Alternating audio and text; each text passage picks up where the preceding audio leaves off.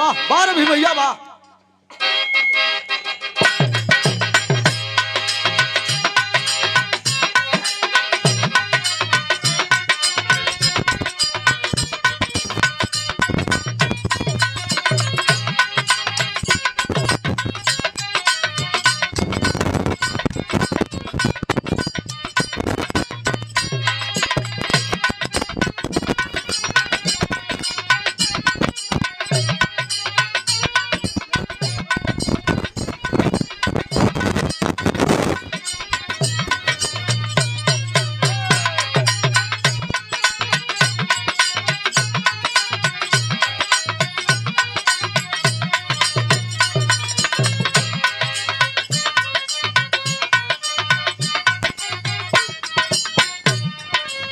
Master एकदम नई नई गीत बजावत हो जवन मार्केट में बड़ी चर्चा बा।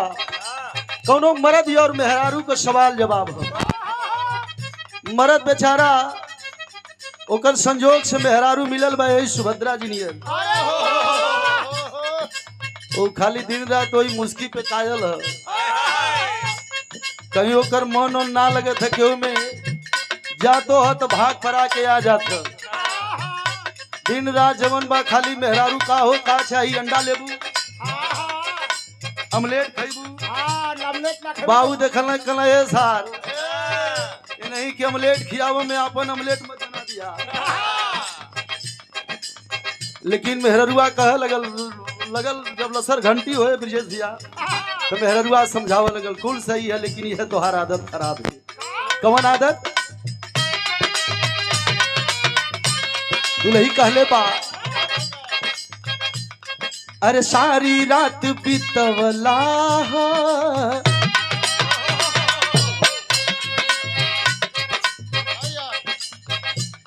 अरे सारी रात बीतवला हे राजा या कवारी में।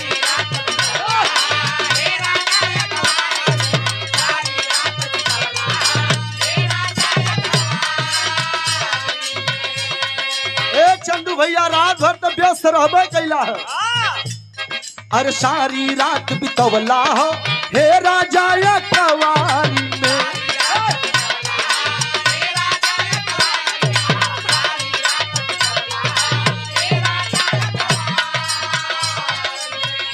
ए सुभद्रा जी अरे अब का हाथ लगावेला अरे अब का हाथ लगावेला 5 गज के साड़ी में लगावेला।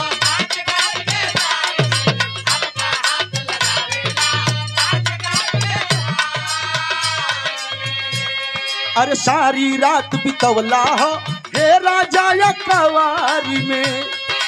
अब का हाथ लगावेला 5 गज के साड़ी में। राउर धान नहीं या राजा कोई खाए वाला बा। राउर धान नहीं या राजा केहू खाए वाला बा। छोरी छोरी होठ लाली ना ओराए वाला बा। छोरी छोरी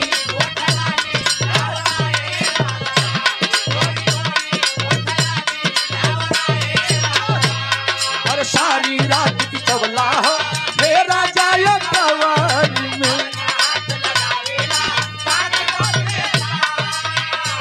राउर धान नहीं या राजा कोई खाए वाला बा। राउर धान नहीं या राजा कोई खाए वाला बा। हेलो हेलो राउर धान नहीं या राजा कोई खाए वाला बा। हेलो अरे छोड़ी छोड़ी होठ लाली ना ओराए वाला बा। छोड़ी छोड़ी होठ लाली ना ओराए वाला बा। भोजपुरी के बहुत सुंदर कलाकार कोई जवाब नहीं। हम पहले में बतौली कि गाजीपुर का माटी ऐसा माटी हो जहाँ एक एक से फूल ऐसा खिललन कि पूरे भोजपुरी समाज के नाम ऊंचा करे के काम करलन। हमारे बड़का भैया श्रीमान चंदू यादव जी आप लोग एंकर खेतवा तो चढ़ गई सड़वा ओसे लेके माल फेरिया वाला पटा लेहलस। और एक बात का सच्चाई है भाई, हो सकला कि हमार बात कुछ लोगन के न ठीक लगे, लेकिन मुकद्दर भी कभी कभी भगवान भी ना इंसाफी कर दिलन। बहुत सुंदर कलाकार।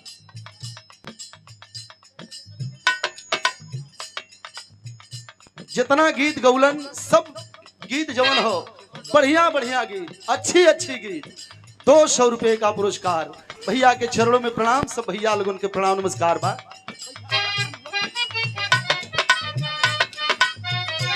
अच्छा तो दुल्हा पौले बा ब्रजेश भैया जी से।